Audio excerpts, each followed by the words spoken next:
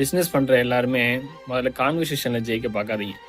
ஏன்னா கான்வர்சேஷனில் ஜெயிக்கிறது என்றைக்குமே முக்கியம் கிடையாது. நீங்கள் எவ்வளோ தான் சொன்னாலும் இதில் இவ்வளோ ப்ராஃபிட் வருது, இந்த அளவுக்கு க்ரோத் இருக்குது, நான் ஸ்டார்டிங்கில் இந்த ரேஞ்சில் இருந்தேன், இப்போ இந்த ரேஞ்சுக்கு வந்திருக்கேன், இவ்வளோ மூவ்மெண்ட் ஆயிருக்கு, இவ்வளோ தூரம் நான் க்ரோத்தை பார்த்துருக்கேன் அப்படின்னு நம்ம எவ்வளோ ப்ரூவ் பண்ண ட்ரை பண்ணிக்கிட்டே இருந்தாலும் அதை எதையுமே அவங்க காதில் வாங்க மாட்டாங்க. ஃப்யூச்சர் பிளான்ஸ் என்னென்ன வச்சுருக்கோம், எதை நீங்கள் எக்ஸ்பிளைன் பண்ண ட்ரை பண்ணாலும் ஒரு 10 நிமிஷமோ 1 மணி நேரமோ அரை மணி நேரமோ நீங்கள் எவ்வளோ போராடினாலும் கான்வர்சேஷனில் வின் பண்ண ட்ரை பண்ணுறதுக்கு இது பெரிய முட்டாள்தனம்.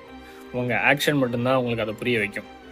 ஒரு 4 வருஷம் கழிச்சோ 3 வருஷம் கழிச்சோ உங்களோட க்ரோத்துங்கிறத நீங்கள் செயலில் காட்டும்போது மட்டும்தான் அவங்க அதை ரியலைஸ் பண்ணுவாங்க.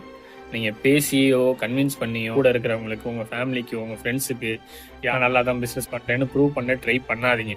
இது absolutely waste of time. So அதை மட்டும் செய்யாதீங்க. உங்கள் பிஸ்னஸ்க்கு என்ன தேவையோ அதுக்கான வேலையை மட்டும் தொடர்ந்து பார்த்துக்கிட்டே இருங்க. ஒரு நாள் அவங்க எல்லாருக்கும் உங்களோட ஆக்ஷனே அதை புரிய வைக்கும். தேங்க்யூ.